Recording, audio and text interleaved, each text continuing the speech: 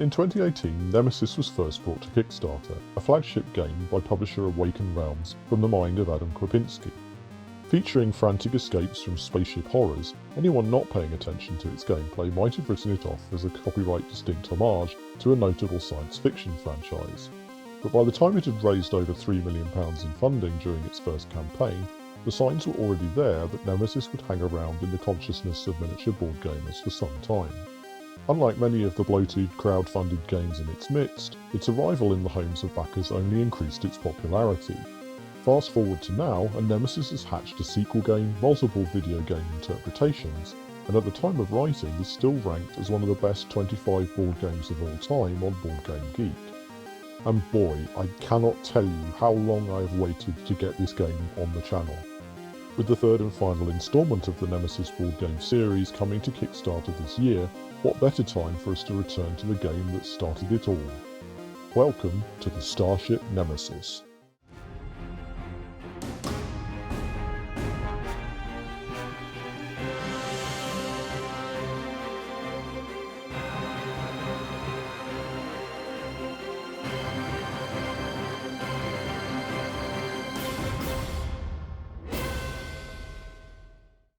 It's worth mentioning that the Nemesis setting contains many horrific or grown-up concepts that make it a game ill-suited for young players. Most of the game's horror is more in your head than it is in the artwork, but it is fair to say that this is a game aided by players being able to actively imagine the implications of the gameplay, perhaps having already watched certain science fiction horror films, and this makes me inclined to recommend that it be kept for an older audience. Theme isn't the only reason for that either. From the moment you open the Nemesis box, you'll realise that everything about this game is something of a statement. From the nice chunky room tiles, tokens and character boards, to the miniatures with the alien creature scale causing them to tower over the crew models, everything is designed to assist your immersion in the game.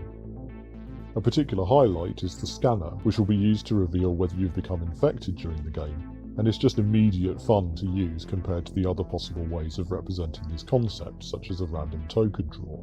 But Nemesis can also be an intimidating sell for less experienced gamers. With so many components that they barely fit on a 2-page spread of the rulebook, it will be no surprise that this is a big box game that will probably take a couple of hours if not a full afternoon session of gaming to complete. Just the setup of this game is a commitment, and buying it comes with a significant financial outlay as well. With that in mind, I'm going to try to give plenty of detail about how the game plays to help you decide whether those commitments are worth it for the experience you're likely to get from this game, because that won't be the case for everyone. Those that follow the board game community closely may also be well aware of Nemesis's reputation for complexity, so let's take this in stages. During the game, you will take on the role of one of the ship's crew, recently awakened from hypersleep with only the fuzziest memory of your environment and fellow crew members to assist your decision making, but nevertheless responsible for a given specialism on board. Perhaps you will be the mechanic, adept at fixing the ship, or the soldier, better equipped than most of the crew to mount any defence that might become necessary. Your first and foremost objective during the game is to survive, which is unfortunate as almost everything from the ship itself to your crewmates to some uninvited guests on board is designed to ensure that you don't. First, let's consider your ship, equipped as it is with 3 hyperspace engines. At the end of the 15 turns of game time, the ship will automatically enter hyperspace. If at least 2 of the 3 engines are non-functional, the ship will explode and you will die. Additionally, if the central computer in the cockpit is not set for the destination of Earth, you will end up in deep space with no way home and you will die. As you start to explore the ship, you will find that some rooms within the ship are malfunctioning, a situation that can be accelerated by random event cards drawn each turn. In game terms, you have 8 malfunction markers that you can place on rooms if they are malfunctioning. If at any point you are instructed to place a 9th, the ship's malfunctions will cause a catastrophic system error, destroying the ship and you will die. You may also find some areas of the ship that have been set on fire or start to burn due to events during the game. If at any point you are instructed to place a 9th fire marker, the ship's hull will become compromised, the Nemesis will explode, and you will die. So it's simple, check the engines and if necessary repair them, set a course for Earth, fix malfunctions, put out fires, and you're home. Except that if you are still standing aboard the Nemesis when she enters hyperspace, successfully or otherwise, the g-forces of her acceleration will turn you into a smooth pate. Returning to sleep in the hibernatorium will prevent this, but of course if anything goes wrong after you've gone to sleep, you know what, maybe the escape pods would be a safer option, given everything that can go wrong on this ship. But, oh, they're locked at the start of the game, so you'll need to find a way to unlock them. To do any of these things, you will need to move around and explore the ship. Each time you enter a new room, an exploration token will be revealed, creating an immediate gameplay effect. Perhaps you will be covered with slime that makes you easier for the intruders to detect, or perhaps the door will close behind you, presenting an obstacle to any characters that may have otherwise followed you. Additionally, these tokens will reveal the number of items that can be scavenged within the room. The room's colour will determine the kind of items that can be drawn here, and as you use search cards to obtain these items, the room token on the board will rotate to show how many items are left. Some items can be used as components to craft specific additional items like the flamethrower, because what every deep space vessel needs is more fire, and some items, particularly weapons, count as heavy and can only be carried if your character has a free hand to do so. Almost all rooms in the game will also have a unique action that can be taken by characters within that room. For example, the fire control system, which does exactly what it says on the tin, or the generator, which allows the ship's auto-destruct sequence to be initiated or suspended. As you move about the ship, noise will start to be created within its dark corridors. This will start to attract intruders, alien creatures that have somehow infested the Nemesis and who have already dispatched one of your friends while they slept in the hibernatorium. If a noise token is ever placed in a corridor where one is already placed, it is very likely an intruder will appear. This includes noise in the single technical corridor space, which is connected to many different rooms on the ship. Intruders are not indestructible, and depending on your character class, you may start the game with weapons to help you deal with them. But weapons need ammo, melee combat risks infection, and protracted fights will take up valuable time that you would rather devote to fixing the ship and getting home. Intruders can also rapidly inflict damage on your crew. While you have 3 serious wounds, if at any point you take damage again, you die. If you don't succumb to your wounds, you may become infected, and then you might die. You do have the opportunity to make intruders more susceptible to your resistance by researching elements of their biology. If you can obtain an intruder egg, a dead intruder, or even a dead human killed by the intruders, including your poor friend from the hibernatorium, and take them to the laboratory, you may be able to analyse them, and from then on you will be able to utilise a weakness against the alien menace. As if all of that wasn't enough to contend with, every crew member starts the game with 2 objectives, one personal and one corporate. These objectives functionally work the same way. Maybe you've been instructed to research the intruder threat, or scuttle the ship, or to recover an intruder egg, or maybe you have a grudge against one of the other crew and want to make sure that they don't make it out alive. Without taking direct action against them, of course, no need to arouse suspicion. The first time an intruder enters the board, every player will discard one of these objectives, and in order to win the game must complete the remaining objective, in addition to surviving. The semi-cooperative nature of Nemesis is the icing on an already deliciously gribbly cake.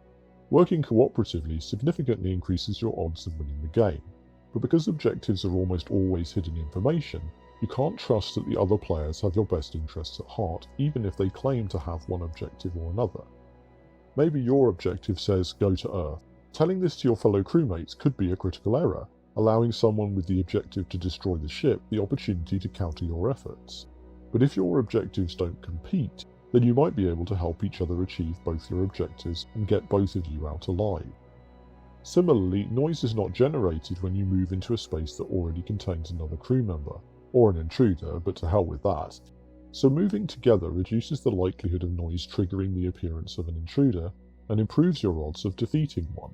At the same time, moving in pairs reduces the speed at which you can explore and repair the ship. Card hand management also plays a part in this. When each intruder appears, they come with a numbered token. If you have fewer cards in your hand than the number on the token, the intruder will get to surprise attack you straight away. This encourages you to hold back a card or 2 in hand before the event phase, in the hope of avoiding damage if an intruder appears. But at the same time, these cards are your means of progressing your objectives, and the more of them you hold back, the more turns it will take to do everything you need to do in a game with limited turns. It is the management of all these competing tensions that really elevates Nemesis's gameplay to something special.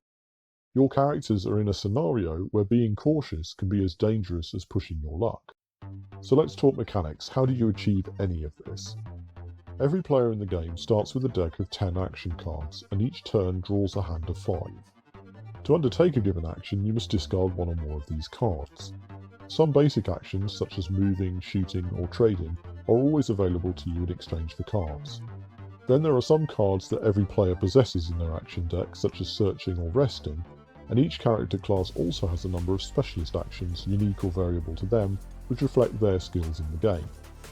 You'll see this symbol appear in all sorts of situations in Nemesis, from action cards to items to special room actions, and it denotes the number of cards that must be discarded in order to undertake the respective action. This is one mechanic that I've seen confuse new players time and again. This is because in the case of basic actions you can take, such as moving, which have no dedicated action card, this symbol denotes the number of action cards you must discard.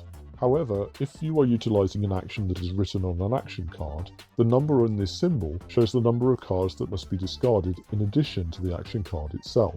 So the 2 on this repair card, for example, indicates that the repair card and 2 other cards must be discarded.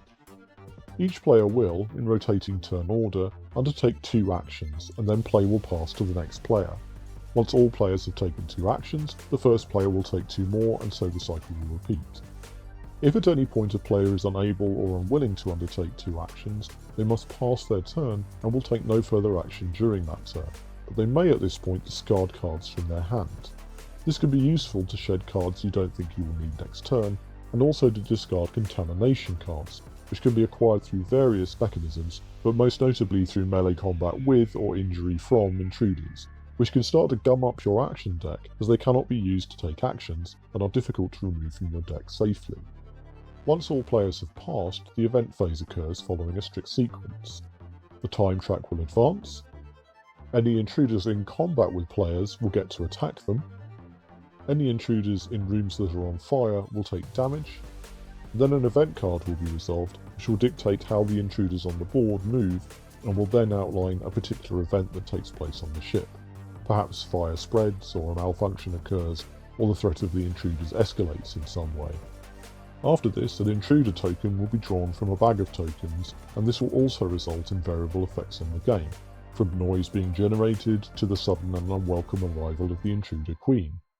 Once the intruder bag development has taken place, a new turn will begin. Players will draw up to a hand of 5 cards, and the first player token will rotate. So what should you do first? Honestly, the options are too numerous to cover here. There are many rules, and every rule has an exception, every situation a dozen possible outcomes. No action is universally safe, and other than death, no situation is beyond salvage. This presents an obvious challenge both in teaching the game to new players and in playing your first game. But it's important to understand that Nemesis becomes intuitive over time.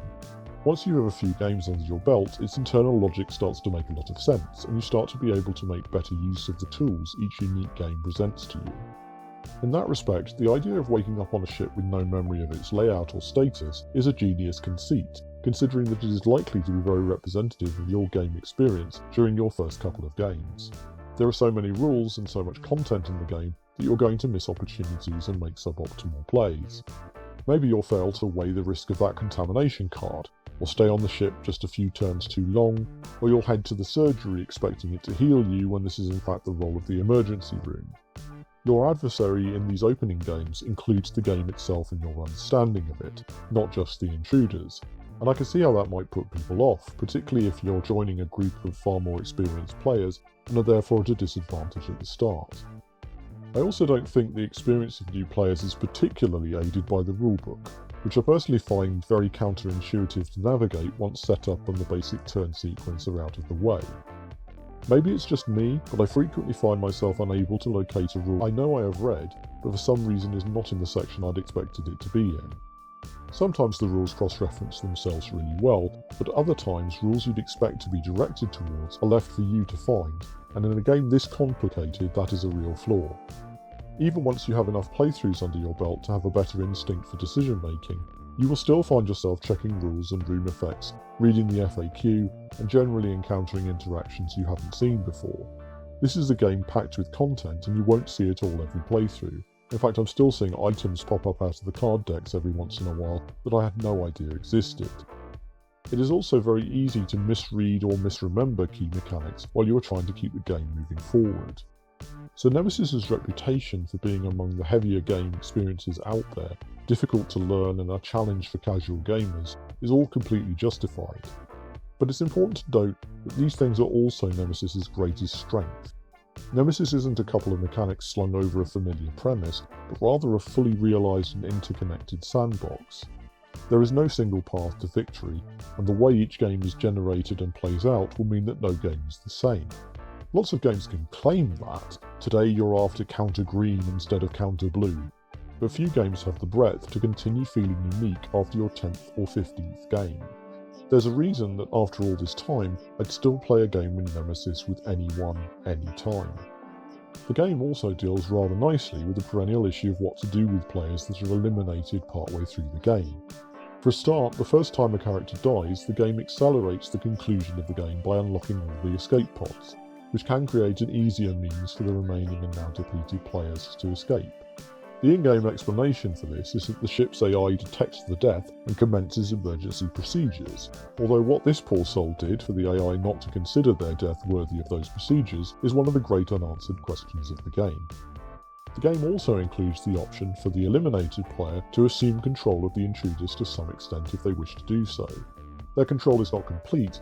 I love the idea of the defeated player suddenly having the means to ensure nobody else wins the game either. Sometimes we choose not to use this mechanic, but it's a nice option to have. I'm not going to go through them in detail or this review will never end, but the game also comes with a solo mode, good luck with that, and a fully cooperative mode which removes the betrayal aspect of the game and replaces it with a combined pool of objectives, one for each player, which must all be completed for the players to collectively win. There is even a revive mode where dead players can be brought back into the game if their body is carried to the emergency room by one of the remaining players, and a second side to the board which adds a second technical corridor network and increases the overall difficulty of the game. These modes add considerable customization options to the Nemesis experience if the main game mode isn't quite to your taste. All of that notwithstanding, certain gameplay elements are harder to defend. The malfunction and fire mechanics are great in principle and force players to expend time and effort keeping issues on the ship contained. But even if you do as much as possible to address such issues, there are event cards in the deck that can rapidly escalate fire and malfunctions beyond your ability to contain them. As thematic and core to the experience as these elements are, there is still something extremely unsatisfying about drawing an event card that just ends the game with no chance of reprieve, even if you thought you were in a reasonably strong position. It also makes a game that is otherwise highly subject to your choices feel very luck-based. Gaining a card that spreads fire in the early game when there is little or no fire does not have the same impact as in the late game when you've already been playing for several hours, only to find that by a quirk of fate you haven't done quite enough to survive. If only you had drawn a different card. If only. Nemesis is a brutally difficult game, where the most likely outcome every time is a flatline for your character. We play a lot of games on the channel where nobody winning is a potential outcome, and I don't mind the game being difficult or my odds being slim, because all of that feels like a slow build up to a tragic conclusion. Getting eviscerated by an intruder at the 11th hour feels like a cinematic close to the game. Event cards that can take you from 3 fire markers to 9 in an instant just don't give you that build up. The game is just over. The trouble is, for all its flaws, I absolutely love this game.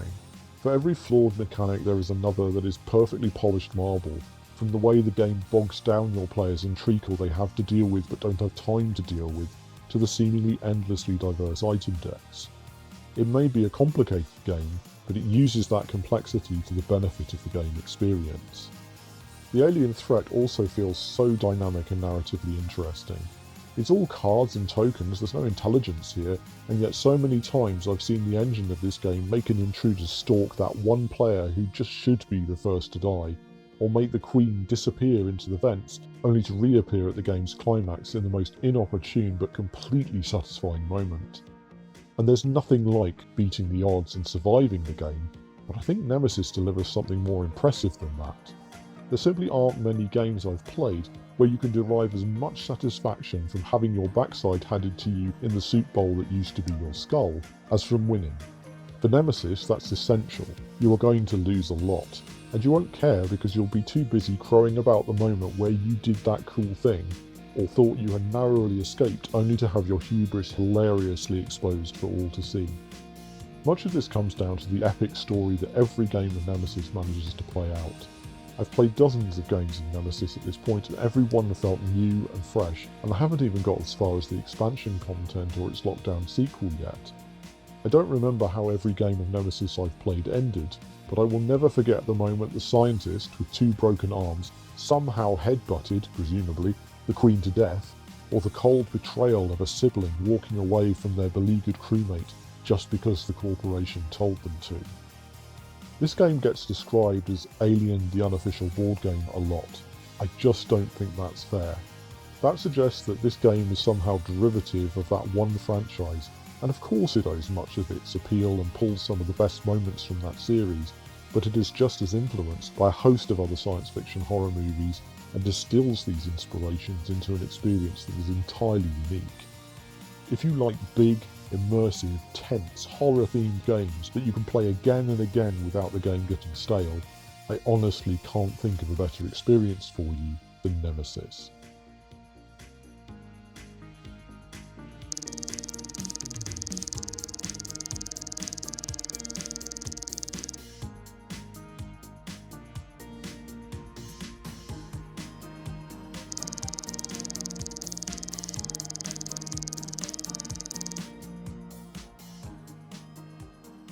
We've plenty of videos in the back catalogue to keep you entertained while you wait, but if there's something specific you'd like to see, be sure to comment and let us know. We'll be back where no one can hear our noise rolls soon, but until then, remember to work hard, play better, and take care out there.